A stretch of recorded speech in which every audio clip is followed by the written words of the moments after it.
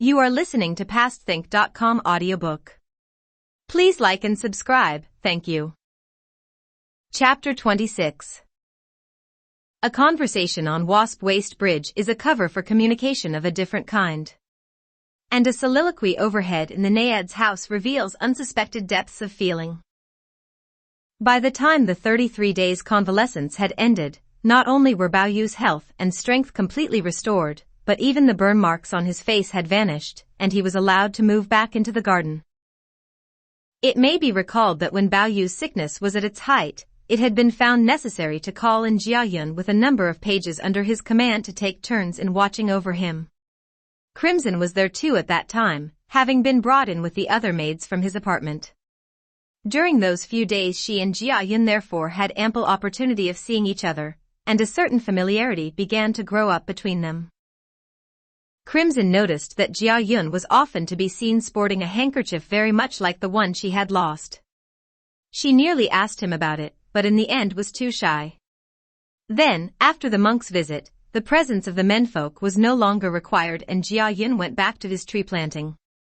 Though Crimson could still not dismiss the matter entirely from her mind, she did not ask anyone about it for fear of arousing their suspicions.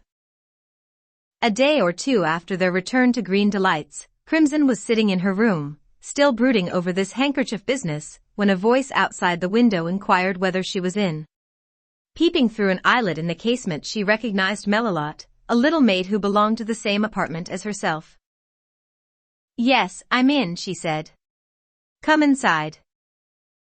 Little Melilot came bounding in and sat down on the bed with a giggle. "I'm in luck," she said. "I was washing some things in the yard when Bao Yu asked for some tea to be taken round to Miss Lin's for him, and Miss Aroma gave me the job of taking it. When I got there, Miss Lin had just been given some money by her old ladyship, and was sharing it out among her maids, so when she saw me she just said 'Here you are,' and gave me 2 big handfuls of it. I've no idea how much it is. Will you look after it for me, please?" She undid her handkerchief and poured out a shower of coins. Crimson carefully counted them for her, and put them away in a safe place. "What's been the matter with you lately?" said Melilot. "If you ask me, I think you ought to go home for a day or two and call in a doctor. I expect you need some medicine." "Silly," said Crimson. "I'm perfectly all right. What should I want to go home for?" "I know what, then," said Melilot. "Miss Lin's very weakly. She's always taking medicine. Why don't you ask her to give you some of hers? It would probably do just as well." "Oh, nonsense," said Crimson. "You can't take other people's medicines just like that." "Well, you can't go on in this way," said Melilot, "never eating or drinking properly. What will become of you?" "Who cares," said Crimson. "The sooner I'm dead the better." "You shouldn't say such things," said Melilot. "It isn't right." "Why not?" said Crimson. "How do you know what is on my mind?" Melilot shook her head sympathetically. "I can't say I really blame you," she said. "Things are very difficult here at times. Take yesterday, for example. Her old ladyship said that as Bao Yu was better now, and there was to be a thanksgiving for his recovery, all those who had the trouble of nursing him during his illness were to be rewarded according to their grades. Well now, I can understand the very young ones like me not being included, but why should they leave you out? I felt really sorry for you when I heard that they'd left you out. Aroma, of course, you'd expect to get more than anyone else. I don't blame her at all. In fact, I think it's owing to her. Let's be honest, none of us can compare with Aroma. I mean, even if she didn't always take so much trouble over everything, no one would want to quarrel about her having a bigger share. What makes me so angry is that people like Skybright and Mackerel should count as top grade, when everyone knows they're only put there to curry favor with Bao Yu. Doesn't it make you angry?" "I don't see much point in getting angry," said Crimson. "You know what they said about the mile-wide marquee, even the longest party must have an end. Well, none of us is here forever, you know. Another 4 or 5 years from now, when we've each gone our different ways, it won't matter any longer what all the rest of us are doing. Little Melilot found this talk of parting and impermanence vaguely affecting, and a slight moisture was to be observed about her eyes. She thought shame to cry without good cause, however, and masked her emotion with a smile. That's perfectly true. Only yesterday Bao Yu was going on about all the things he's going to do to his rooms, and the clothes he's going to have made and everything, just as if he had 100 or 2 years ahead of him with nothing to do but kill time in. Crimson laughed scornfully, though whether at Melilot's simplicity or at Bao Yu's improvidence is unclear, since just as she was about to comment, a little maid came running in, so young that her hair was still done up in 2 little girls' horns. She was carrying some patterns and sheets of paper. You're to copy out these 2 patterns. She threw them in Crimson's direction and straightway darted out again. Crimson shouted after her. Who are they for, then? You might at least finish your message before rushing off. What are you in such a tearing hurry about? Is someone steaming wheat cakes for you and you're afraid they'll get cold? They're for mackerel. The little maid paused long enough to bawl an answer through the window, then picking up her heels, went pounding off, plim-plam, plim-plam, plim-plam, as fast as she had come. Crimson threw the patterns crossly to one side, and went to hunt in her drawer for a brush to trace them with. After rummaging for several minutes, she had only succeeded in finding a few worn-out ones, too molted for use. Funny, she said. I could have sworn I put a new one in there the other day. She thought a bit, then laughed at herself as she remembered. Of course. Oriole took it, the evening before last. She turned to Melilot. Would you go and get it for me, then? I'm afraid I can't, said Melilot. Miss Aroma's waiting for me to fetch some boxes for her. You'll have to get it yourself. If Aroma's waiting for you, why have you been sitting here gossiping all this time, said Crimson. If I hadn't asked you to go and get it, she wouldn't have been waiting, would she? Lazy little beast. She left the room and walked out of the gate of Green Delights, and in the direction of Bao Chai's courtyard. She was just passing by Drenched Blossom's pavilion when she caught sight of Bao Yu's old wet nurse, Nanny Li, coming from the opposite direction, and stood respectfully aside to wait for her. Where have you been, Mrs. Li? She asked her. I didn't expect to see you here. Nanny Li made a flapping gesture with her hand. What do you think, my dear? His Nibs has taken a fancy to the young fellow who does the tree planting, Heen or Yun or whatever his name is, so Nanny has to go and ask him in. Let's hope their ladyships don't find out about it. There'll be trouble if they do. Are you really going to ask him in? Yes. Why? Crimson laughed. If your Mr. Yun knows what's good for him, he won't agree to come. He's no fool, said Nanny Li. Why shouldn't he? Anyway, if he does come in, said Crimson, ignoring her question, you can't just bring him in and then leave him, Mrs. Li. You'll have to take him back again yourself afterwards. You don't want him wandering off on his own. There's no knowing who he might bump into. Crimson herself was the secret hope. Gracious me.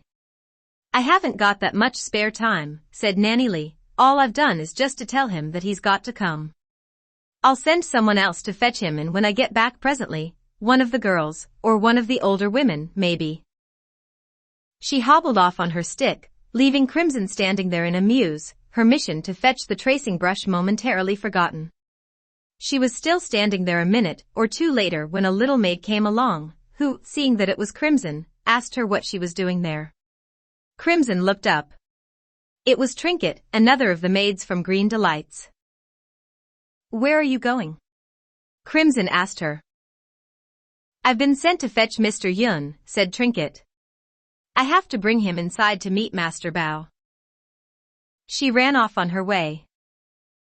At the gate to Wasp Waste Bridge, Crimson ran into Trinket again, this time with Jia Yun in tow.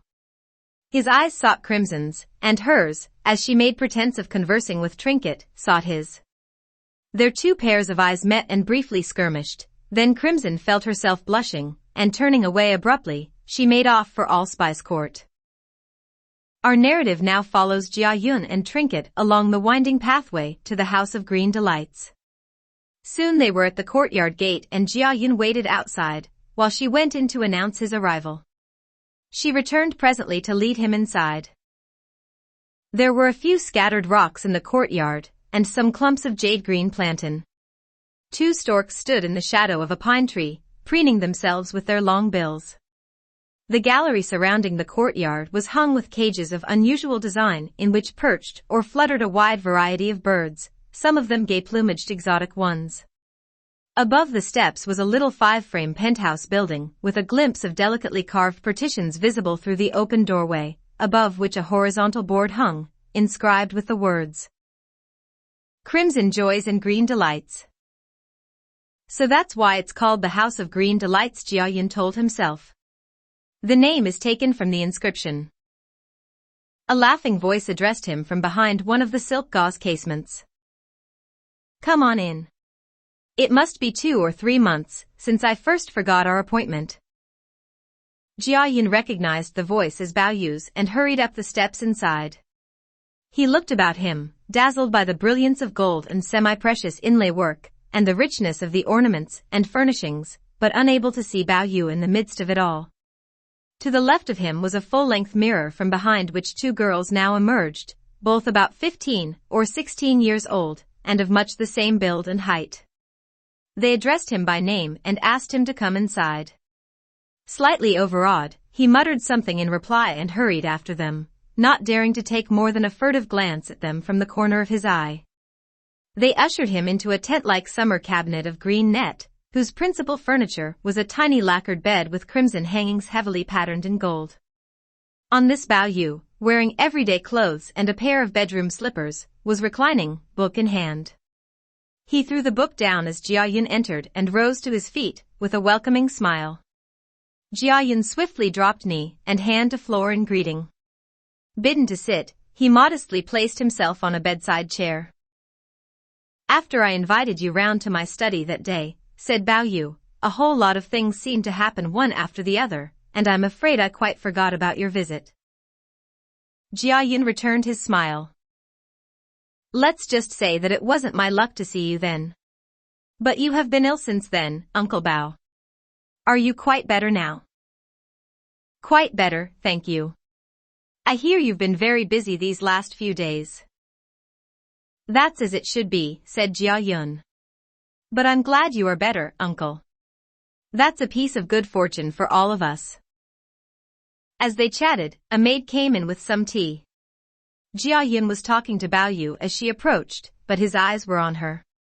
She was tall and rather thin with a long oval face, and she was wearing a rose-pink dress over a closely pleated white satin skirt, and a black satin sleeveless jacket over the dress. In the course of his brief sojourn among them in the early days of Bao Yu's illness, Jia Yun had got by heart the names of most of the principal females of Bao Yu's establishment. He knew at a glance that the maid now serving him tea was Aroma. He was also aware that she was in some way more important than the other maids, and that to be waited on by her in the seated presence of her master was an honor. Jumping hastily to his feet, he addressed her with a modest smile. "You shouldn't pour tea for me, miss. I'm not like a visitor here. You should let me pour for myself." "Oh, do sit down," said Bao Yu. "You don't have to be like that in front of the maids." "I know," said Jia Yun. "But a body servant. I don't like to presume." He sat down, nevertheless, and sipped his tea while Bao Yu made conversation on a number of unimportant topics. He told him which household kept the best troupe of players, which had the finest gardens, whose maids were the prettiest, who gave the best parties, and who had the best collection of curiosities, or the strangest pets. Jia Yun did his best to keep up with him. After a while Bao Yu showed signs of flagging, and when Jia Yun, observing what appeared to be fatigue, rose to take his leave, he did not very strongly press him to stay. "You must come again when you can spare the time," said Bao Yu, and ordered Trinket to see him out of the garden. Once outside the gateway of Green Delights, Jiayun looked around him on all sides, and having ascertained that there was no one else about, slowed down to a more dawdling pace so that he could ask Trinket a few questions. Indeed, the little maid was subjected to quite a catechism. How old was she? What was her name? What did her father and mother do? How many years had she been working for his Uncle Bao? How much pay did she get a month? How many girls were there working for him altogether? Trinket seemed to have no objection, however, and answered each question as it came. That girl you were talking to on the way in, he said, isn't her name Crimson? Trinket laughed. Yes. Why do you ask? I heard her asking you about a handkerchief. Only it just so happens that I picked one up. Trinket showed interest. She's asked me about that handkerchief of hers a number of times. I told her, I've got better things to do with my time than go looking for people's handkerchiefs. But when she asked me about it again today, she said that if I could find it for her, she'd give me a reward. Come to think of it, you were there when she said that, weren't you? It was when we were outside the gate of Allspice Court. So you can bear me out. Oh Mr. Jia, please let me have it if you've picked it up, and I'll be able to see what she will give me for it. Jia Yun had picked up a silk handkerchief a month previously at the time, when his tree planting activities had just started. He knew that it must have been dropped by one or another of the female inmates of the garden, but not knowing which, had not so far ventured to do anything about his discovery. When earlier on he had heard Crimson question Trinket about her loss, he had realized, with a thrill of pleasure, that the handkerchief he had picked up must have been hers. Trinket's request now gave him just the opening he required. He drew a handkerchief of his own from inside his sleeve, and held it up in front of her with a smile. I'll give it to you on one condition. If she lets you have this reward you were speaking of, you've got to let me know. No cheating, mind. Trinket received the handkerchief with eager assurances that he would be informed of the outcome, and having seen him out of the garden, went back again to look for Crimson. Our narrative returns now to Bao Yu. After disposing of Jia Yun, Bao Yu continued to feel extremely lethargic, and lay back on the bed with every appearance of being about to doze off to sleep. Aroma hurried over to him and, sitting on the edge of the bed, roused him with a shake. Come on. Surely you are not going to sleep again? You need some fresh air. Why don't you go outside and walk around for a bit? Bao Yu took her by the hand and smiled at her. I'd like to go, he said, but I don't want to leave you.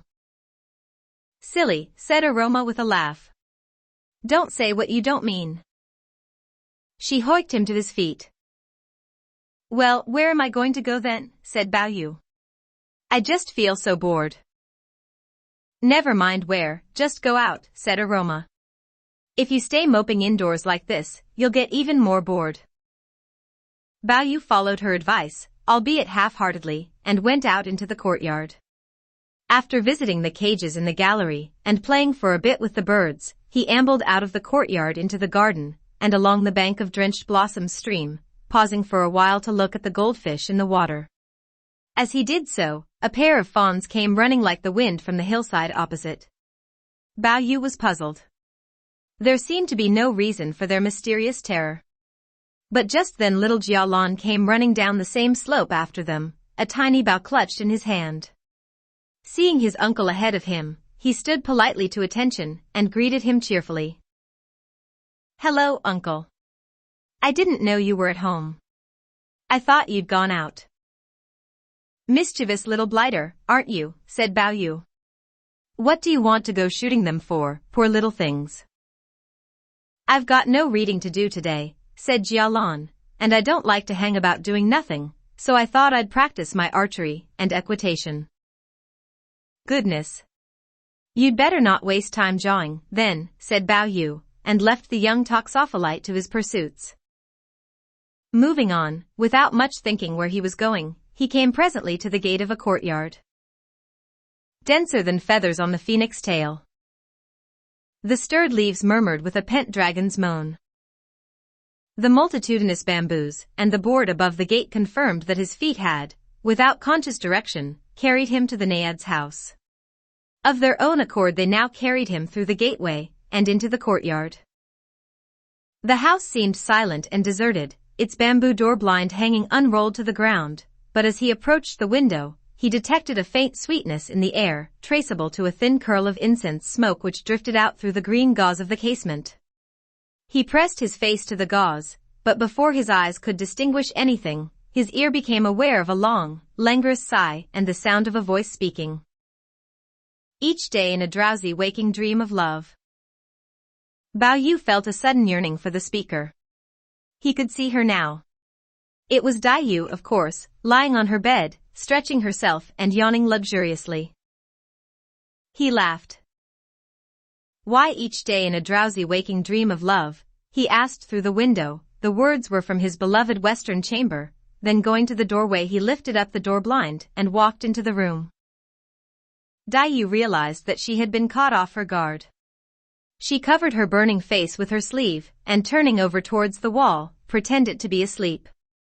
Bao Yu went over intending to turn her back again, but just at that moment Dai Yu's old wet nurse came hurrying in with 2 other old women at her heels. Miss Lin's asleep, sir. Would you mind coming back again after she's woken up? Dai Yu at once turned over and sat up with a laugh. Who's asleep? The 3 old women laughed apologetically.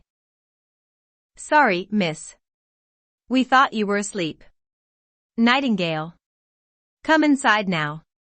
Your mistress is awake. Having shouted for Nightingale, the 3 guardians of morality retired. What do you mean by coming into people's rooms when they're asleep? Said Dai Yu, smiling up at Bao Yu as she sat on the bed's edge patting her hair into shape. At the sight of those soft cheeks so adorably flushed, and the starry eyes a little misted with sleep, a wave of emotion passed over him. He sank into a chair and smiled back at her. What was that you were saying just now before I came in? I didn't say anything, said Dai Yu. Bao Yu laughed and snapped his fingers at her. Put that on your tongue, girl. I heard you say it. While they were talking to one another, Nightingale came in. Nightingale, said Bao Yu, what about a cup of that excellent tea of yours? Excellent tea, said Nightingale. There's nothing very special about the tea we drink here. If nothing but the best will do, you'd better wait for Aroma to come. Never mind about him, said Dai Yu. First go and get me some water. He is our guest, said Nightingale. I can't fetch you any water until I've given him his tea. And she went to pour him a cup. Good girl, said Bao Yu. If with your amorous mistress I should wed. 'Tis you, sweet maid, must make our bridal bed. The words, like Dai Yu's languorous line, were from Western Chamber, but in somewhat dubious taste. Dai Yu was dreadfully offended by them. In an instant the smile had vanished from her face. What was that you said? He laughed. I didn't say anything. Dai Yu began to cry. This is your latest amusement, I suppose. Every time you hear some coarse expression outside or read some crude, disgusting book, you have to come back here and give me the benefit of it. I am to become a source of entertainment for the menfolk now, it seems. She rose, weeping, from the bed and went outside. Bao Yu followed her in alarm. Dearest cuz, it was very wrong of me to say that, but it just slipped out without thinking. Please don't go and tell. I promise never to say anything like that again. May my mouth rot and my tongue decay if I do. Just at that moment Aroma came hurrying up. Quick, she said. You must come back and change. The master wants to see you.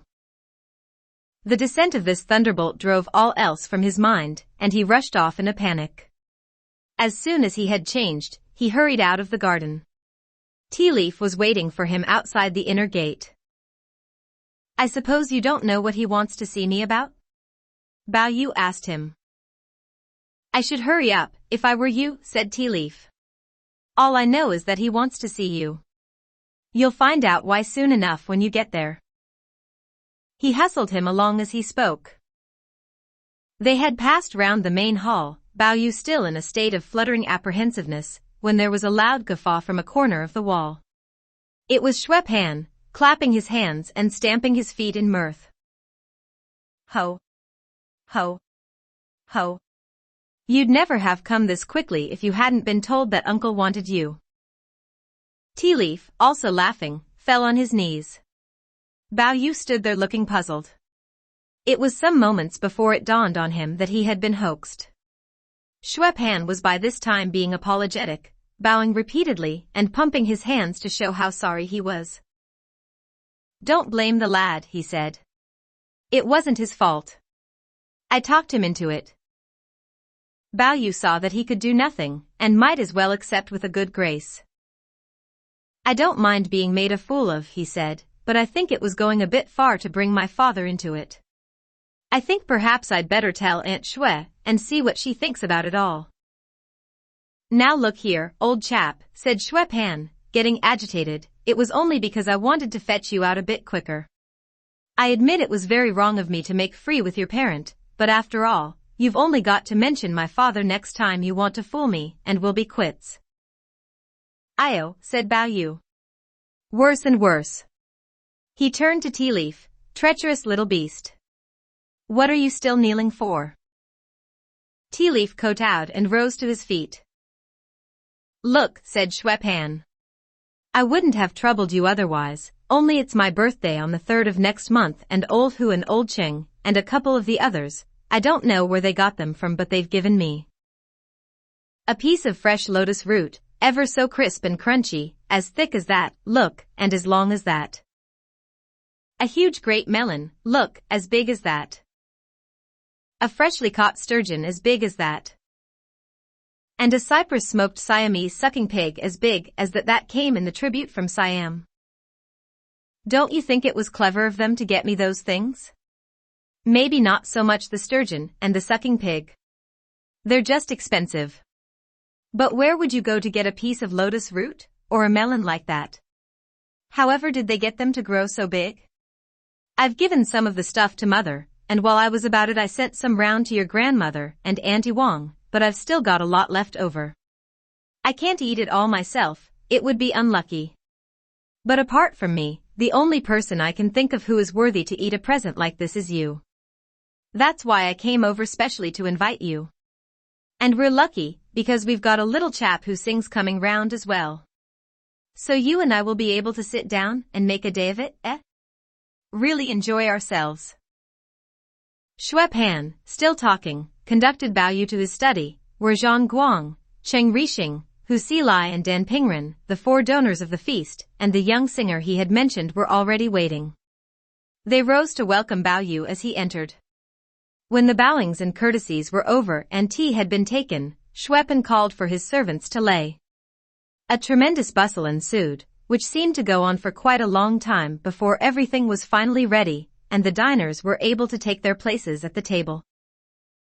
Bao Yu noticed sliced melon and lotus root among the dishes, both of unusual quality and size. It seems wrong to be sharing your presents with you before I have given you anything myself, he said jokingly. Yes, said Xueqin. What are you planning to give me for my birthday next month? Something new and out of the ordinary, I hope. I haven't really got anything much to give you, said Bao Yu. Things like money and food and clothing I don't want for, but they're not really mine to give. The only way I could give you something that would really be mine would be by doing some calligraphy, or painting a picture for you. Talking of pictures, said Xueqin genially, that's reminded me. I saw a set of dirty pictures in someone's house the other day. They were real beauties. There was a lot of writing on top that I didn't pay much attention to, but I did notice the signature. I think it was Geng Huang, the man who painted them. They were really good. Bao Yu was puzzled. His knowledge of the masters of painting and calligraphy both past and present was not inconsiderable, but he had never in all his experience come across a Geng Huang. After racking his brains for some moments he suddenly began to chuckle, and called for a writing brush. A writing brush having been produced by one of the servants, he wrote 2 characters with it in the palm of his hand. Are you quite sure the signature you saw was Geng Huang? He asked Xueqin.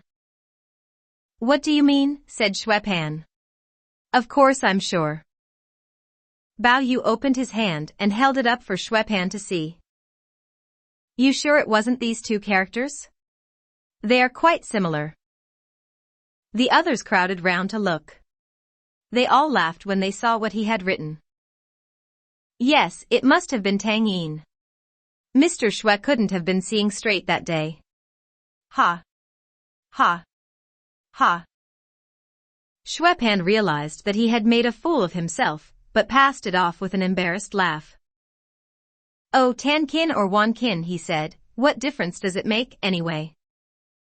Just then Mr. Feng was announced by one of the servants, which Bao Yu knew could only mean General Feng Tang's son, Feng Ziying. Xueqin and the rest told the boy to bring him in immediately, but Feng Ziying was already striding in, talking and laughing as he went. The others hurriedly rose and invited him to take a seat. Ha, said Feng Ziying. No need to go out then. Enjoying yourselves at home, eh? Very nice too. It's a long time since we've seen you around, said Bao Yu. How's the general? Father's in good health, thank you very much, said Feng Ziying, but mother hasn't been too well lately. Caught a chill or something. Observing with glee that Feng Ziying was sporting a black eye, Xueqin asked him how he had come by it. Been having a dust-up, then? Who was it this time? Looks as if he left his signature. Feng Ziying laughed. Don't use the mitts any more nowadays, not since that time I laid into Colonel Chu's son, and did him an injury. That was a lesson to me. I've learned to keep my temper since then. No, this happened the other day during a hunting expedition in the Iron Net Mountains. I got flicked by a goshawk's wing. When was this? Bao Yu asked him. We left on the 28th of last month, said Feng Ziying. Didn't get back till a few days ago. Ah, that explains why I didn't see you at Shen's party earlier this month, said Bao Yu. I meant at the time to ask why you weren't there, but I forgot. Did you go alone on this expedition, or was the general there with you? Father most certainly was there, said Feng Ziying. I was practically dragged along in tow. Do you think I'm mad enough to go rushing off in pursuit of hideous hardships, when I could be sitting comfortably at home eating good food and drinking good wine and listening to the odd song or two? Still, some good came of it. It was a lucky accident. As he had now finished his tea, Xueqin urged him to join them at table and tell them his story at leisure, but Feng Ziying rose to his feet again and declined. I ought by rights to stay and drink a few cups with you, he said, but there's something very important I've got to see father about now, so I'm afraid I really must refuse. But Xueqin, Bao Yu and the rest were by no means content to let him get away with this excuse, and propelled him insistently towards the table. Now look here, this is too bad. Feng Ziying good-humoredly protested. All the years we've been knocking around together we've never before insisted that a fellow should have to stay if he don't want to. The fact is, I really can't. Oh well, if I must have a drink, fetch some decent-sized cups, and I'll just put down a couple of quick ones. This was clearly the most he would concede, and the others perforce acquiesced. 2 sconce cups were brought and ceremoniously filled, Bao Yu holding the cups and Xueqin pouring from the wine kettle. Feng Ziying drank them standing, one after the other, each in a single breath. Now come on, said Bao Yu, let's hear about this lucky accident before you go. Feng Ziying laughed. Couldn't tell it properly just now, he said. It's something that needs a special party all to itself. I'll invite you all round to my place another day, and you shall have the details then. There's a favor I want to ask too, by the by, so we'll be able to talk about that then as well. He made a determined movement towards the door. Now you've got us all peeing ourselves with curiosity, said Xueqin. You might at least tell us when this party is going to be, to put us out of our suspense. Not more than 10 days' time and not less than 8, said Feng Ziying, and going out into the courtyard, he jumped on his horse and clattered away. Having seen him off, the others went in again, reseated themselves at table, and resumed their potations. When the party finally broke up, Bao Yu returned to the garden in a state of cheerful inebriation. Aroma, who had had no idea what the summons from Jiaxing might portend, and was still wondering anxiously what had become of him, at once demanded to know the cause of his condition. He gave her a full account of what had happened. "Well really," said Aroma. "Here were we practically beside ourselves with anxiety, and all the time you were there enjoying yourself. You might at least have sent word to let us know you were all right." "I was going to send word," said Bao Yu. "Of course I was. But then old Feng arrived, and it put it out of my mind." At that moment Bao Chai walked in, all smiles. "I hear you've made a start on the famous present," she said. "But surely you and your family must have had some already," said Bao Yu. Bao Chai shook her head. "Pan was very pressing that I should have some, but I refused. I told him to save it for other people. I know I'm not really the right sort of person for such superior delicacies. If I were to eat any, I should be afraid of some frightful nemesis overtaking me." A maid poured tea for her as she spoke, and conversation of a desultory kind proceeded between sips. Our narrative returns now to Dai Yu. Having been present when Bao Yu received his summons, Dai Yu, too, was greatly worried about him, the more so as the day advanced and he had still not returned. Then in the evening, some time after dinner, she heard that he had just got back, and resolved to go over and ask him exactly what had happened. She was sauntering along on the way there when she caught sight of Bao Chai some distance ahead of her, just entering Bao Yu's courtyard. Continuing to amble on, she came presently to Drenched Blossoms Bridge, from which a large number of different kinds of fish were to be seen swimming about in the water below. Dai Yu did not know what kinds of fish they were, but they were so beautiful that she had to stop and admire them, and by the time she reached the House of Green Delights, the courtyard gate had been shut for the night, and she was obliged to knock for admittance.